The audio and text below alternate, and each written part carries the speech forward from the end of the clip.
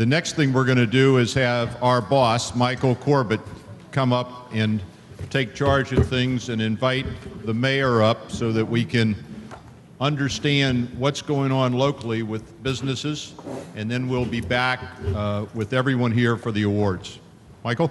So Greg, I'm going to ask you a couple questions, and you can take your time and answer this. I'll try to have a few answers. Okay, in addition to the business presentations today, we featured high school students. Do you believe we can do more to engender and support budding entrepreneurs in our school system? Yes, and this is where I actually have to grow as a politician, because I am fanatical about improving. And just because I'm fanatical about improving doesn't mean that we don't celebrate what we're already doing well. So if you hear me be fanatical about improving, don't take that as a criticism of what exists. Just accept it as a drive to always improve. Little history. Back in about 300 BC, Theophrastus said that the most valuable thing a person can spend is time. So that's all you have, is time. And what a shame if you would squander it, if you would waste it. And why I get so fired up is that when I see these kids and the entrepreneurs, they get that, right? Yep. And they're using every second to make it happen. So we need to build a pipeline that leads to successful business. And here, and I'm going to probably tie in, I know these questions, so I'm gonna cheat. He's gonna ask me later, should we recruit business or should we create it?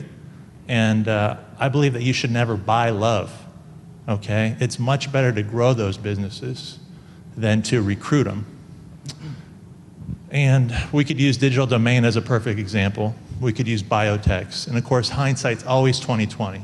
So I'm not going there, but what I'll say is that when it's grown locally,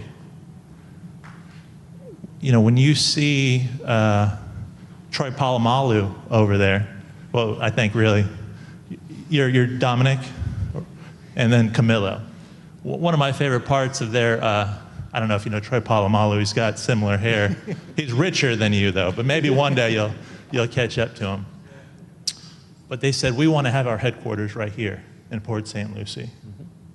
So it wasn't money that brought them here. They grew up as part of the community, and this is home. This is where their business would be. This is where the payroll would cycle through, the investment would cycle through many times. Mm-hmm. Payroll, they say, goes through a community 3 times. So whatever your business's payroll is, the economic impact on the community is 3 times that. They're going to raise their kids here. They're going to be part of the chamber. They're going to be part of advisory committees. Their kids may be crazy enough one day to run for office. They'll help lead and build the community. When you grow it, that happens in a real way. When you buy it, it doesn't always work out because it's a monetary transaction. When the financial incentive is not there, it doesn't work. So that's all very detailed answer to say, a response to say, yes, we need to set up that pipeline that produces successful businesses.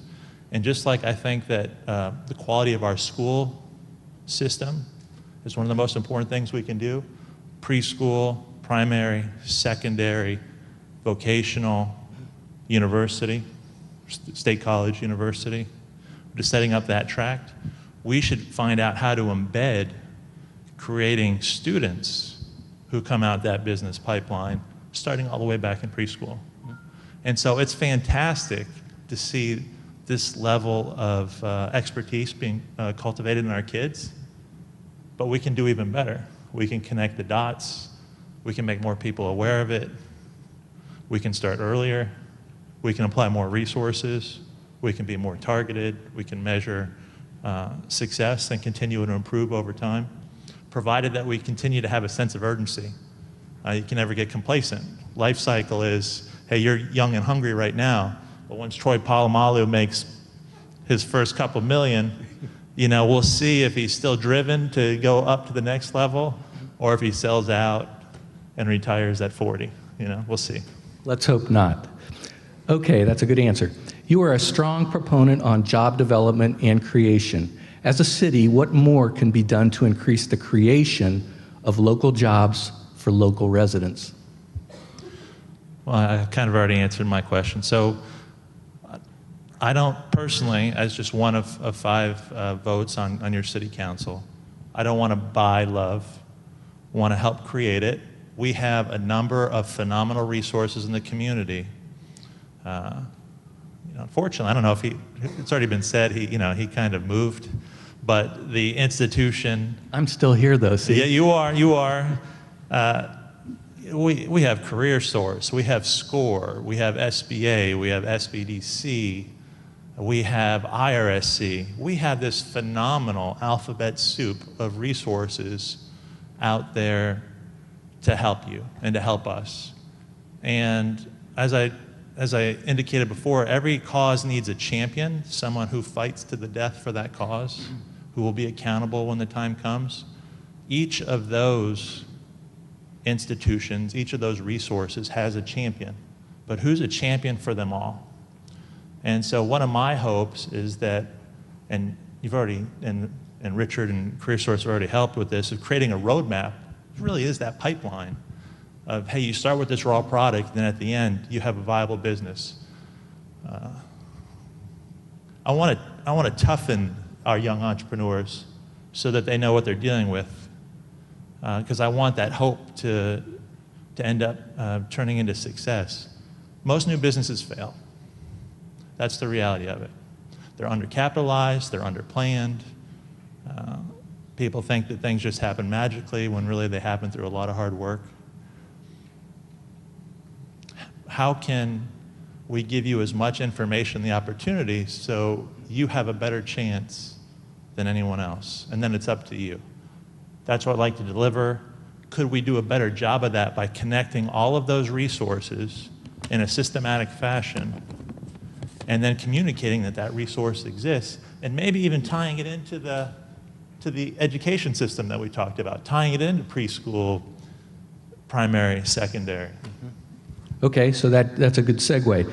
In talking with business owners in this community, we continually hear there is a lack of graduate programs available to train the next level of managers and executives. How do you feel about this issue? Oh, it's true. And I was city manager when FAU pulled out of the city. And it's probably one of the things that I regret the most. I think that they did it based on numbers and dollars, but I wish that I would chain myself to a tree out front and did an old-fashioned protest, and at least made it more politically costly for them to do so, because we miss having them on that beautiful campus in St. Lucie West, or the opportunity of having them as we grow. So we go back, I always like to go back to digital and biotechs. We're aspiring to this intellectual-based economy, which I think is a great thing, and we should aspire. But do we have the stairs or the pipeline to get us there yet? Can you honestly say that we have it, that we're producing that locally right now? Maybe in a couple of fields, you can argue that, and especially with our rose-colored glasses, we can. But I'm a little bit more direct and cynical, perhaps, and I don't think that we can say that. I think that we need it. And at the same time, we have to recognize that even though the city of Port St. Lucie is the 9th most populous city in the state of Florida, the 142nd most populous city in the entire country, we're about 178,000 people in a county of 288. The last area to get a state university was Polk County, and they have over 500,000 people. So that's kind of the weird dichotomy of the city of Port St. Lucie, is we're a big city, but our overall urbanized area is not that large. So we need to formulate a plan so that we can get to having that university, but understand that it's probably going to take some time, and it's going to take political opportunity. But hey, if Negron's the Senate president, that can't hurt, right? So you have to have that vision in place so that when the opportunity presents itself, you can execute it, because you will kill yourself, or at least be very, very upset if opportunity passed you by and you didn't strike. Okay. Do you believe Port St. Lucie operates with the realization that time is money for business owners, and its officials are willing to cut through red tape by assisting with pre-permitting and expediting permits on development projects? He didn't have that in the questions beforehand. I want you to know that he just snuck in that one. Do I think that that can happen and does happen? Yes, and I think that we have a demonstrated track record. You could look at QVC, Torrey Pines, and even the Walmart distribution center being outside of the city proper. You could see how the city, through the utilities and other ways, pitched in with the county and other partners to make it happen. We can definitely get stuff done when the opportunity is there. That being said, you're setting me up because remember, on this spectrum, I'm way over here on sense of urgency, thinking we can do better. A champion, this year's champion, if he or she doesn't get better next year, will not be the champion next year. So regardless of how good you think we are or aren't, I hope we could agree that we can be better. So can we do it? Yes. Can we be better? Yes. Okay, very good. Not fast enough either. I know the city and the county really helped Hot Pie when they put their location in Fort Pierce. They were very happy about that. Island Joe's? Island Joe's Hot Pie. Island Joe Hot Pies, I think available at Food Lion, soon to be available elsewhere. Dr. Richard Florida is a proponent of the rise of the creative class, where entrepreneurs translate advantages into creative economic outcomes with new ideas, new high-tech businesses, and regional growth. Do you believe Port St. Lucie is heading in this direction, the creative class? I don't know if this group is ready for a maybe somewhat esoteric discussion. These are the things that essays are made of. I haven't read The Rise of the Creative Class. I did read Bobo's in Paradise, which is a related theme. And I think that Dr. Florida, which I mean is a great name for us to discuss that author. He moved here, actually, Really? from Pennsylvania. Excellent. Well, why wouldn't he? Who wouldn't want to live here?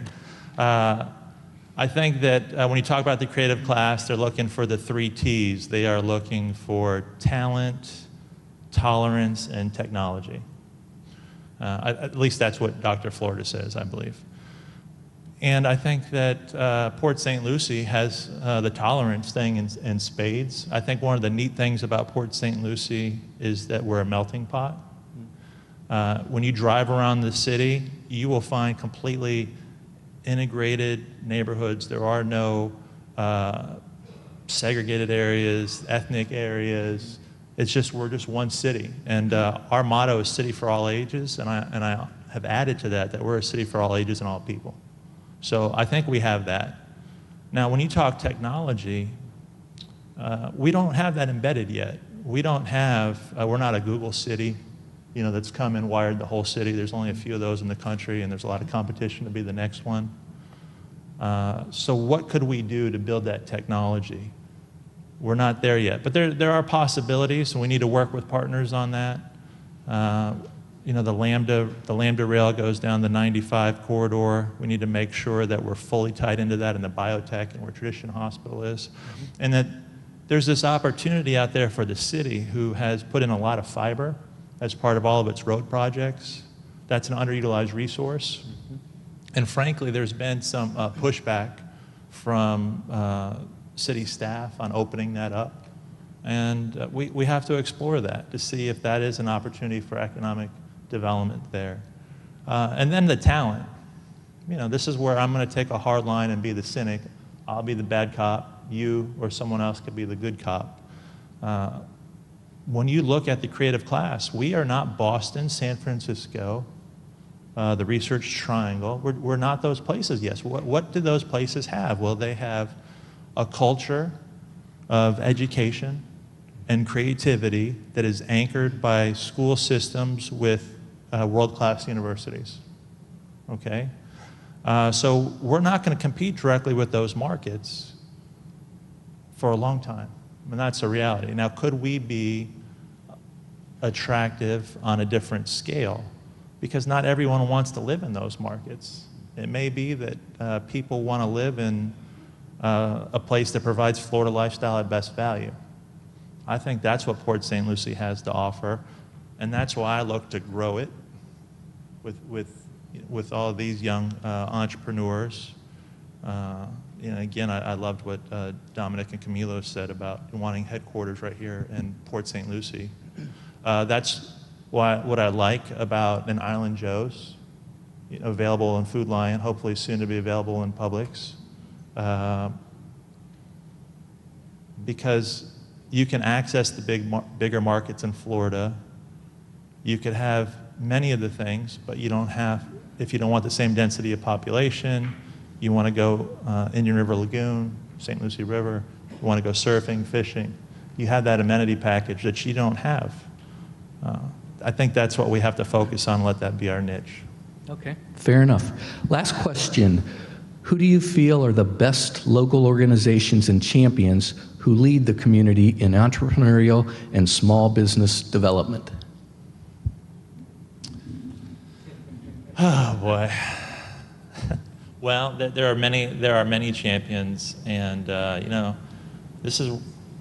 If I would have written them all down. If you miss one, this is like this is a test. You don't want to miss one of your friends, family, or children.